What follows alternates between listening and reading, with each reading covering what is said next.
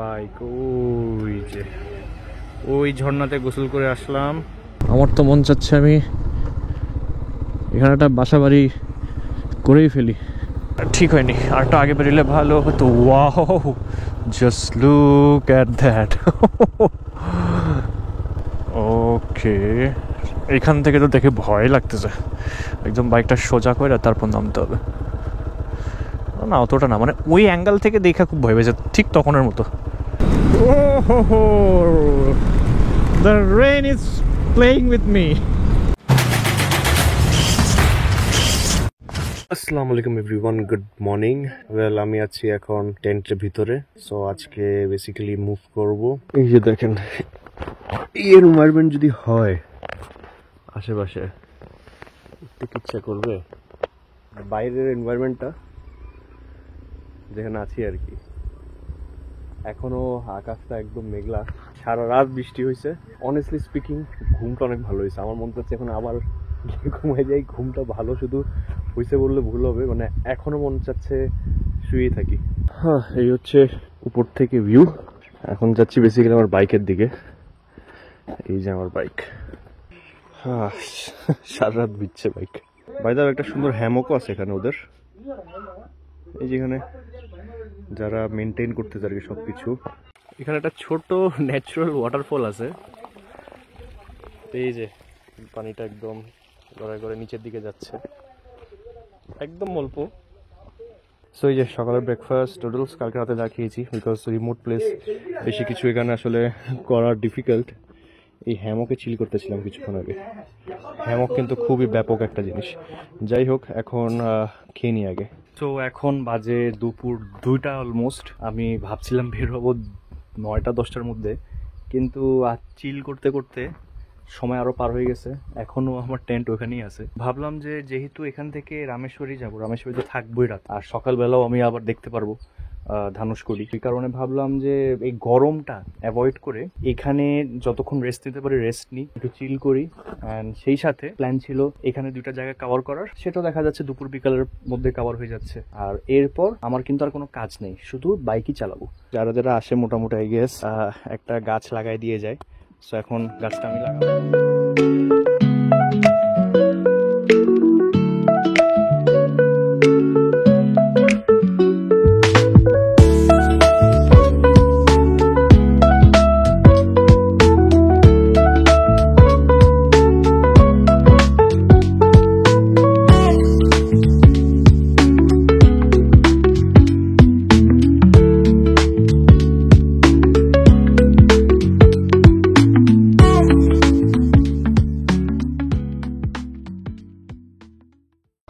গাছ লাগাইছি একটা, আমি কোনো লাগাইনি লাইফে আমার আগে। তোরা বলতেছিল, মালিক যে আছে সে বলছিল একটা রিকোয়েস্ট করবো একটা গাছ লাগানোর জন্য আর কি। তো এটা নাকি সে বলতে যাচ্ছে যে আমি আসছি, আমার মেমোরি হিসাবে একটা গাছ লাগাই যেতে বললো। তো হয়তো বা সে মনে রাখবে, বাংলাদেশ থেকে একজন আসছিল, গাছ লাগাই দিয়ে গেছে। এই হচ্ছে সেই গাছটা, দেখি কখনো যদি এসে আবার পাই আর কি। সো ফিরে চলে আসছি আবার এই রোডে। এখন ফলসের দিকে যাই। কিছুক্ষণ আগে ম্যাপসের মধ্যে একটা জায়গায় দেখাচ্ছে যে এক্সপেক্ট রেইন ইন অমুক প্লেস। ওই নামটা একটু বেশি কঠিন, সাউথের নাম তো। আর এদিকে এসে দেখতেছি আকাশ মেঘলা। কেন জানি মনে হচ্ছে আমি যেদিকে যাবো ওইদিকে বৃষ্টি হবে।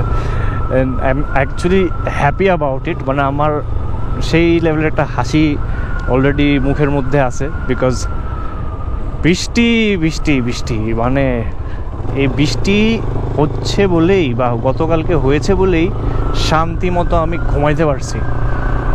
আমি কখন ঘুমাইছি আই ডোন্ট ইভেন রিমেম্বার। এক তো টায়ার্ড ছিলাম কিছুটা, সেকেন্ডলি কখন ঘুমাই পড়ছি। অ্যান্ড ফোনে কথা বলতেছিলাম, আমি ফোনে কথা বলতে বলতে ঘুমাই গেছি। আর আমার সকাল উঠে মনে পড়তেছে না আমি ঘুমাইছি কখন। I am in love with this place. Well, আমি আরেকটা রোড বেছে নিয়েছি। সো শর্টেস্ট ফাস্টেস্ট রুট দিয়ে যাচ্ছি। আই জাস্ট হোপ যে রাস্তা যেন থাকে। পরে যদি দেখি রাস্তা নাই, একদম আকাশ ভরা তারা। না, এটাও খারাপ কোনো রাস্তা না, ভালোই জায়গাটাকে আছে এখানে। ম্যান, কোয়েলদি হিলস, এই গাছগুলো আমার সবচেয়ে বেশি ভালো লাগতেছে। চিকন চিকন গাছ, একদম সোজা। এত সুন্দর লাগতেছে বলার মতো না।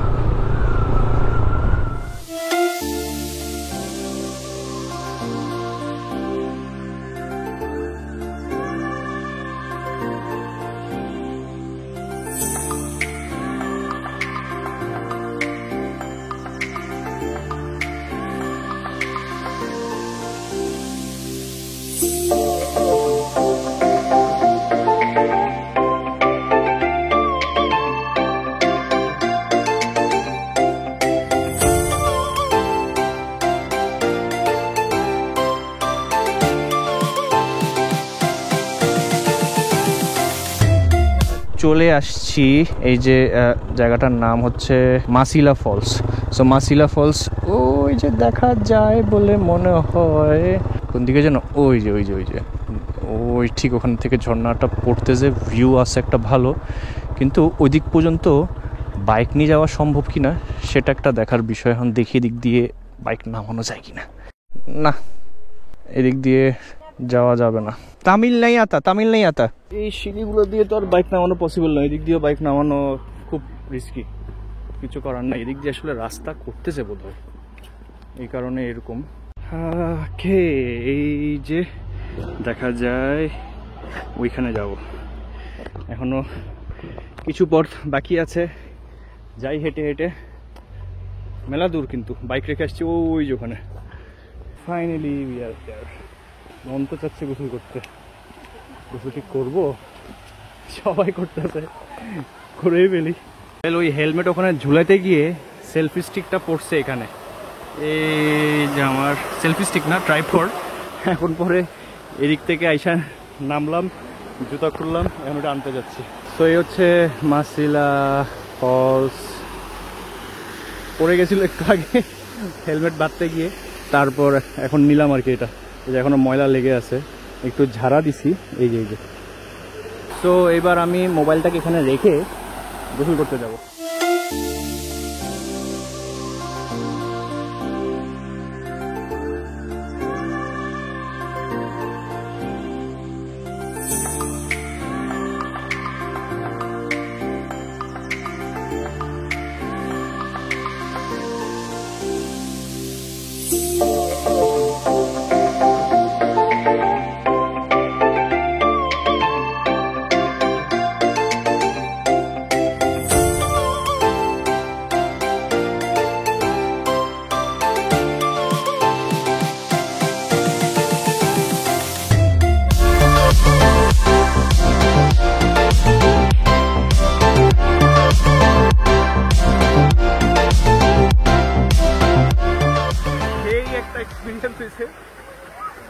আর যদি এখন এটা না পাইতাম, আই মিন যদি উঠাইতে না পারতাম, তাইলে কিন্তু আমার আর এই ভিডিওগুলো প্রপারলি করা হতো না।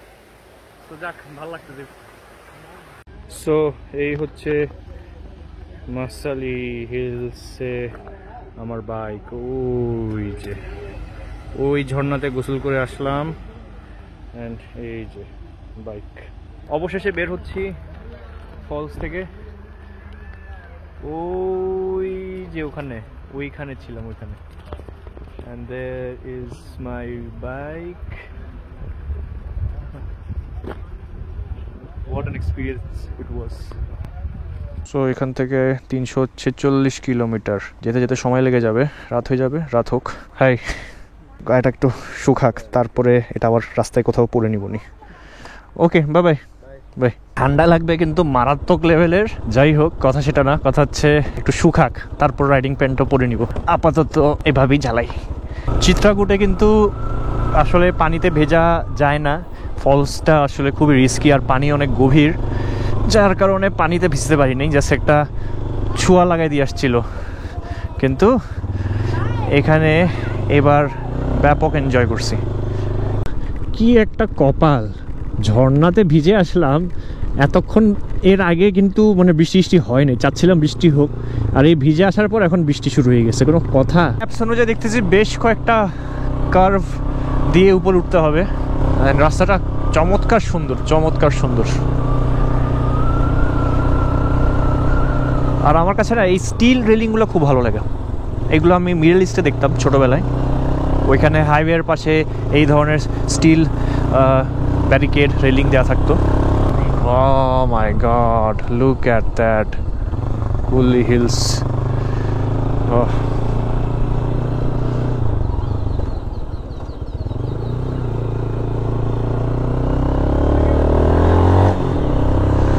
Oh man. Beautiful, beautiful. Oh. Man. The beauty is undeniable. এক কথায় আনডিনায়েবল। ও ম্যান, আমার তো মন চাচ্ছে আমি এখানে একটা বাসা বাড়ি করেই ফেলি। Just look at that.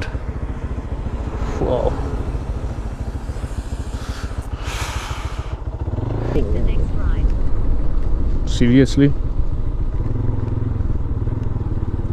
এই রাইট নিব? ড্যাম, এটা তো অনেক স্টিপ মনে হচ্ছে আমার কাছে।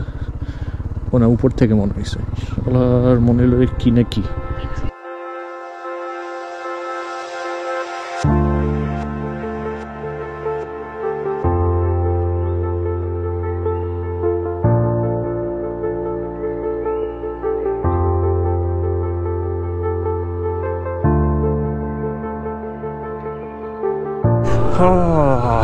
এখনো অনেক পথ বাকি, অনেক অনেক। Wait a minute, what's that? Is that a peacock? Peacock জাতেরই কিছু একটা। আজকে আলসামি করে কৈলি ক্যাম্প থেকে না বেশি দেরিতে বের হয়ে গেছি, ঠিক হয়নি। আর একটু আগে বেরোলে ভালো হতো। Wow, just look at that. এইভাবে কখন এক্সপেক্ট করি নাই পাবো একটা ফুল ফ্লেজড পিকক। ওইটাও পিকক ছিল, ছোট ছিল, এবার বুঝলাম এখানে পিকক আছে অনেকগুলো। ওকে, এখান থেকে তো দেখে ভয় লাগতেছে। একদম বাইকটা সোজা করে তারপর নামতে হবে। না অতটা না, মানে ওই অ্যাঙ্গেল থেকে দেখা খুব ভয় পেয়েছে, ঠিক তখনের মতো। ওইটাও মানে উপর থেকে নিচে নামতেছে, তো এটাও নিচে উপর থেকে নিচে নামতেছে আরও, ওই জন্য ডিক্লাইনটা বেশি মনে হয়েছে।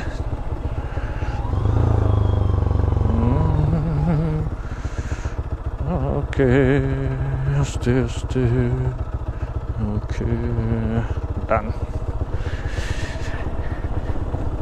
একটু বেশি এক্সাজারেট করতেছে, আসলে এতটাও কঠিন না। ক্লাস ধরে কিনে নামতাম।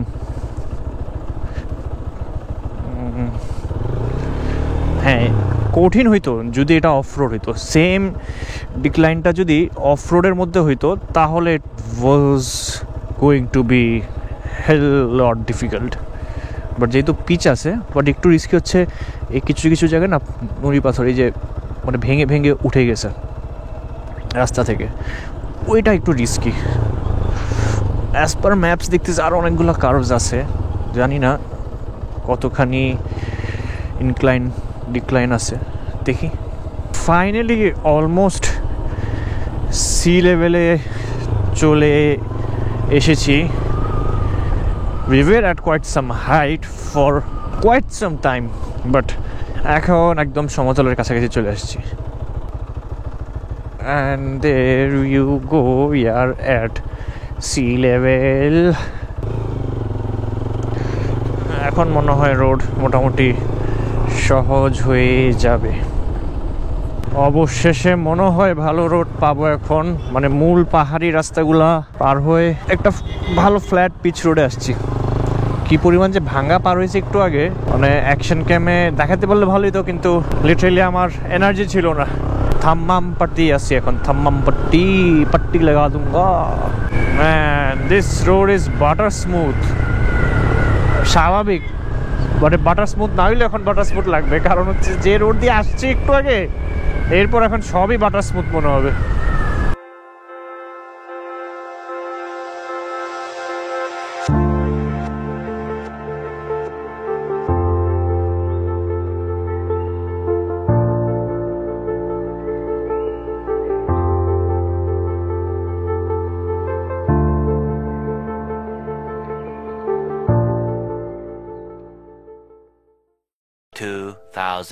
years later. Well, still a long way to go. 256 kilometers অনেক দূর এখনো ডেস্টিনেশন, আসলে 250 কিলো খুব বেশি যে তাও না, কিন্তু মনে হচ্ছে আর কি যে সময় লাগবে, দেখি কি অবস্থা।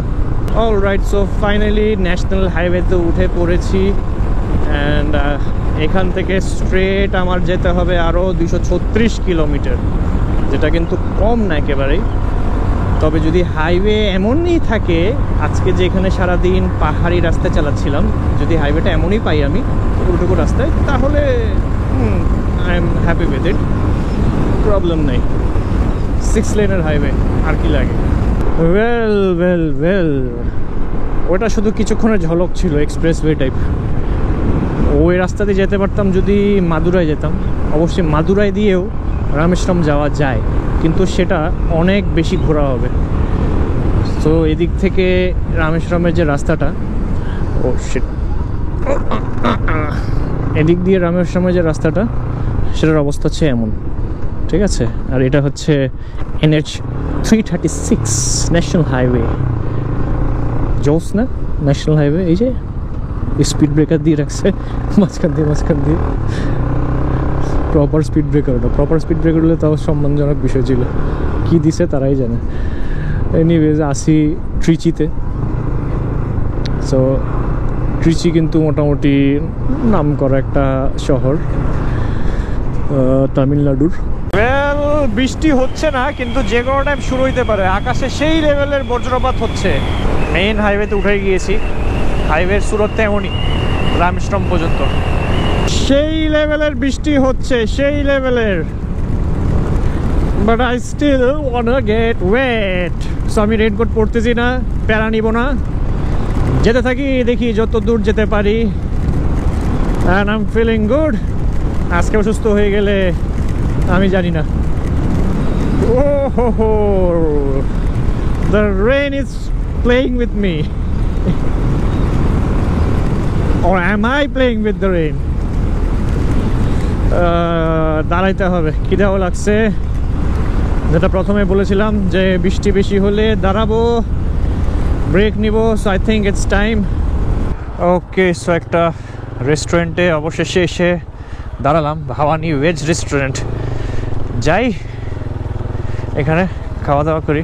ওয়াটারপ্রুফ গিয়ার্স হওয়া যে কতটা, শালা প্যান্টও পরার টাইম পেলো না, আমি তো খেয়ালই করিনি এখানে যে প্যান্ট আছে আমার। ফোনও ওয়াটারপ্রুফ, গোপ্রো ওয়াটারপ্রুফ, রাইডিং গিয়ার্সও ওয়াটারপ্রুফ, আর কি লাগে, কপাল আর কি। ওয়েল, ব্লগ করতে ভুলে গেছিলাম, খাবার অর্ধেক শেষ, তারপরে গিয়ে মনে পড়লো যে একটু ব্লগে বলি আপনাদেরকে। তো ব্রেক নিছি বৃষ্টির কারণে, এখন খাওয়া দাওয়া করতেছি। খাওয়া দাওয়া করার পর বের হবো। আর চা অর্ডার দিচ্ছি, রাইস খেয়ে চাও খাবো একটু, কারণ টায়ার্ড লাগছে, ঘুম পাচ্ছে, সেই সকাল 7টা বাজে উঠছি। তো চা খেলে আশা করতেছি একটু ভালো লাগবে। খাওয়া শেষ করি, তারপরে রাস্তা দেখাচ্ছে আমার। এই যে চাও চলে আসছে, দেখে তো সেই মনে হচ্ছে। তবে আগে রাইসটা খাওয়া শেষ করি, তারপর চায় হামলা দিব। রেস্টুরেন্ট থেকে বেরোচ্ছি, কিন্তু একটা প্রবলেম হয়ে গেছে। প্রবলেমটা হচ্ছে আমার ফোন কাজ করতেছে না। ফোন ওয়াটারপ্রুফ বলতেছিলাম, কিন্তু ওয়াটারপ্রুফে একদম খেয়ে দিছে। ফোন অটো লুপ হচ্ছে, লুপ বুট হচ্ছে, বারবার রিস্টার্ট হচ্ছে অটোমেটিকলি।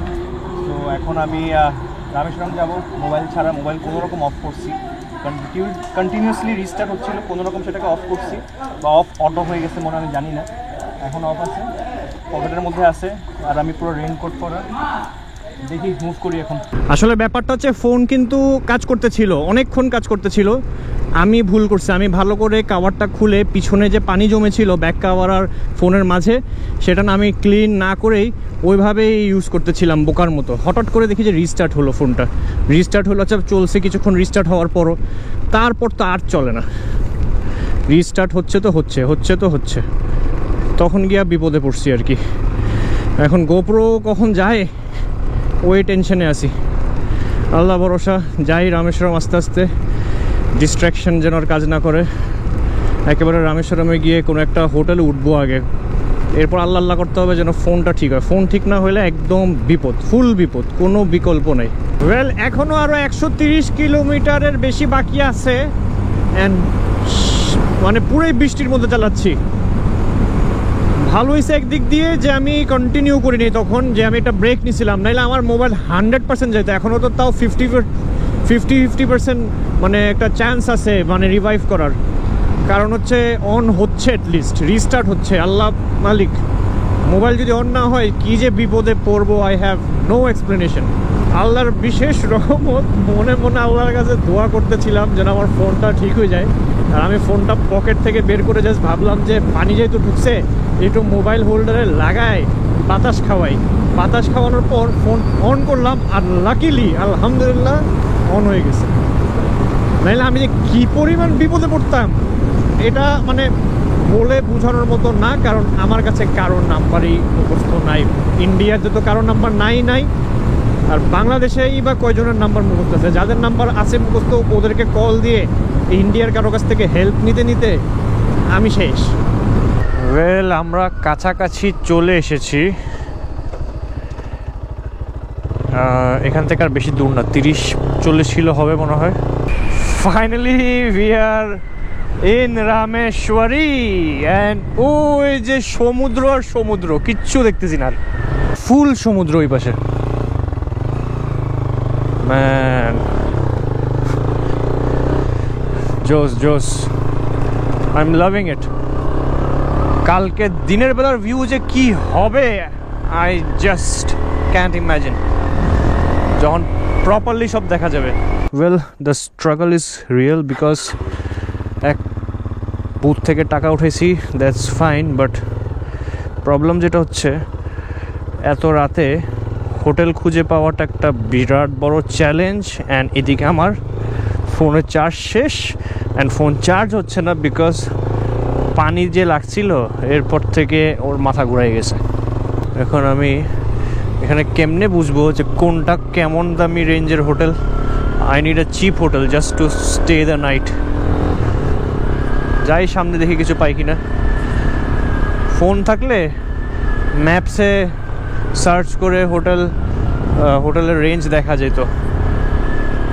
এখন এখানে তো এক একটা হোটেল এক এক রকম,